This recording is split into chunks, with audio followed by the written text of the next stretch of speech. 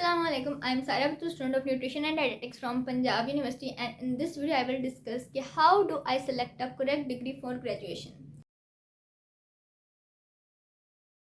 और ये क्वेश्चन होता है मोस्टली इंटरमीडिएट के बाद बच्चों का कि हमें अपनी ग्रेजुएशन के लिए कौन सी डिग्री सेलेक्ट करनी चाहिए। ऑब्वियसली जब इंटरमीडिएट हो जाती है तो बच्चे बहुत ज़्यादा कंफ्यूज होते हैं, उनको नहीं पता चल रहा होता कि कहाँ पे अप्लाई करना है, कहाँ पे अप्लाई नहीं करना, तो वो बहुत ज़्यादा कंफ्यूज होते हैं।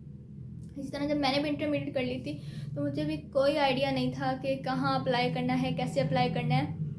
मैं पेपर्स देने के बाद ही एक हफ्ते के लिए अपनी नानी मम्मी के घर चली गई थी। उसके बाद हम बिल्कुल ऐसे डिस्कनेक्ट हो गए थे क्योंकि मामा का एक ही फ़ोन होता था, मेरे पास फ़ोन नहीं था। तो मतलब वो वाईफाई से कनेक्टेड था, तो हम लोग वहाँ गए तो वो वाईफाई से डिस्कनेक्ट हुआ, तो कोई हमें पता नहीं चला कि कौन से एडमिशन आ रहे हैं नहीं आ रहे। जब हम वापस आए आफ्टर 1 वीक तो पीयू के एडमिशन की डेट जा चुकी थी, तो हम बहुत ही पैनिक हो गए थे। मुझे ये भी नहीं पता था कि कौन सी डिग्री में अप्लाई करना है, कौन सी यूनिवर्सिटी में अप्लाई करना है। और वीडियो को मैं लास्ट में बताऊंगी कि पेरेंट्स का आपकी डिग्री सिलेक्शन में क्या रोल होना चाहिए। लेकिन सबसे पहले हम डिस्कस करेंगे कि आपको किन पैरामीटर से पता चलेगा कि आपकी डिग्री अच्छी है या नहीं अच्छी, या आप किस तरह अपनी डिग्री को सिलेक्ट कर सकते हो।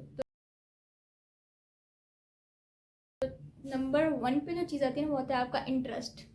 जब तक आपका किसी चीज़ में इंटरेस्ट नहीं होगा ना, दुनिया की कोई ताकत, दुनिया की कोई डिग्री, दुनिया की कोई यूनिवर्सिटी या कोई भी पेरेंट आपको उस चीज़ में कामयाब नहीं कर सकता या उस तरह से आपको ऊपर नहीं लेके जा सकते जब तक आपका इंटरेस्ट नहीं है। जब आप किसी चीज़ में इंटरेस्ट लोगे ना, आप अपनी एफर्ट्स पुट करोगे, आप उसमें हार्डवर्क डालोगे, आप उसमें सब कुछ अपना टाइम इन्वेस्ट करोगे, वो तभी कुछ हो सकता है। अगर आपने ज़बरदस्ती जब अपनी डिग्री पे सिलेक्ट करते हुए इतना फोकस नहीं किया, बस एम ही बस कोई भी यूनिवर्सिटी की डेट आई अप्लाई कर दिया, डिग्री सेलेक्ट करते हुए बस जो डिग्री सामने आई अप्लाई कर दिया, या ये वो उस चीज़ में करे तो मैं भी इसमें कर दूँ, मेरे दोस्त ने इसमें किया मैं भी कर दूँ, तो कभी भी आप उस तरह से कामयाब नहीं हो सकते। सबसे पहले आपको अपना इंटरेस्ट फाइंड करना है कि आपको किन सब्जेक्ट्स में इंटरेस्ट है, आपको किस चीज़ में इंटरेस्ट रहा है, आपने उसी जगह पे अप्लाई करना है। उसके बाद दूसरी चीज़ जो मैटर करती है वो होती है स्किल्स। जब आपका इंटरेस्ट किसी चीज़ में होगा ना, आपकी ऑलरेडी कुछ ना कुछ स्किल्स उसमें डेवलप हो चुकी होंगी। आप जिस चीज़ में आपका इंटरेस्ट होता है आप उसको फाइंड करना पहले से स्टार्ट कर देते हो। आप यूट्यूब पे भी अगर उससे रिलेटेड कोई वीडियो आ रही है आप वो देखते हो। अगर कोई और चीज़ है या आप उसके बारे में आपको पहले ही कुछ ना कुछ पता होता है कि जिन बच्चों का बिजनेस में इंटरेस्ट होता है वो पहले ही बिजनेस रिलेटेड वीडियोस देख रहे होते हैं या बिजनेस रिलेटेड शोज़ आ रहे हैं। जिस तरह शार्क टैंक एक शो है वो आ रहा होता है, तो वो जिनका उस चीज़ में माइंड होता है वो देख रहे होते हैं। या मेडिकल से रिलेटेड किसी का माइंड है तो मेडिकल रिलेटेड जो भी वीडियोज़ आ रही होती है तो उनका इस चीज़ में इंटरेस्ट होता है, वो पहले से ही उसको चीज़ों को देख रहे होते हैं और नॉलेज एब्जॉर्ब कर रहे होते हैं। तो वहाँ से उनकी स्किल्स और उनकी चीज़ें इन्हेंस हो रही होती हैं और फिर वो उसमें अपना प्रैक्टिकल वर्क भी करने का उनका दिल करता है। अगर आपकी फील्ड आपके इंटरेस्ट के मुताबिक हो तभी आपकी उसके में स्किल्स इन्हेंस होंगी। उसके बाद जो थर्ड चीज़ मैटर करती है वो आपके करियर गोल्स। कि आपने एक चीज़ होती है कि आपने डिसाइड की होती है, या अगर आपने डिसाइड नहीं भी की हुई तो आप अपने इंटरेस्ट और स्किल की बेसिस को डिसाइड करो कि मेरा करियर इसमें क्या होगा, मेरे करियर के क्या गोल्स होंगे, क्या एम्स होंगे, क्या ऑब्जेक्टिव्स होंगे, क्या एम्बिशंस होंगे कि मैं इसमें सक्सीड कर सकता हूँ। आपको ये सारी चीज़ें माइंड में रखनी चाहिए, उस तरह से फोकस करना चाहिए कि ये मेरा करियर है, it is not just a degree. जब ये डिग्री मेरे हाथ में आ जाएगी 4 साल यूँ गुजर जाएंगे और 4 साल गुजरने के बाद जब मेरा टाइम आएगा अपने पेरेंट्स को पे बैक करने का, जो उन्होंने मुझ पर इतना इन्वेस्ट किया शुरू से लेकर अब तक करते आए हैं, मेरी हर चीज़ की फ़ी पे की है, मैंने हॉस्टल के ड्यूज़, मेरे यूनिवर्सिटीज़ के ड्यूज़, तो क्या अब मैं ये सब कर सकता हूँ? वो आप तभी कर सकते हो जब आपकी डिग्री आपके इंटरेस्ट के मुताबिक हो, आपकी स्किल्स के मुताबिक हो और आपने उसको अपना करियर बनाना हो, आपका उसमें अपना पैशन हो। उसके बाद फोर्थ थिंग जो आपको अपनी डिग्री सेलेक्ट करते हुए सोचनी चाहिए वो होती है जॉब मार्केट।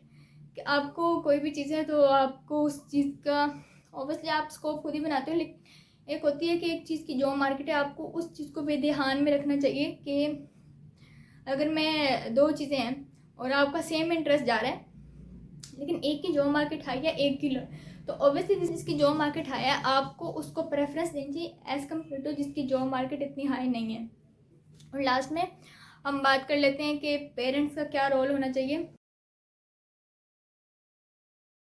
तो मैं कहूँगी कि यू आर द पर्सन जिसने डिग्री करनी है। तो ऐसे नहीं है कि पेरेंट्स की एडवाइस को, राय को या उनकी विश को इग्नोर कर दिया जाए, लेकिन at the end of the day decision आपका होना चाहिए कि आपने कौन सी डिग्री करनी है।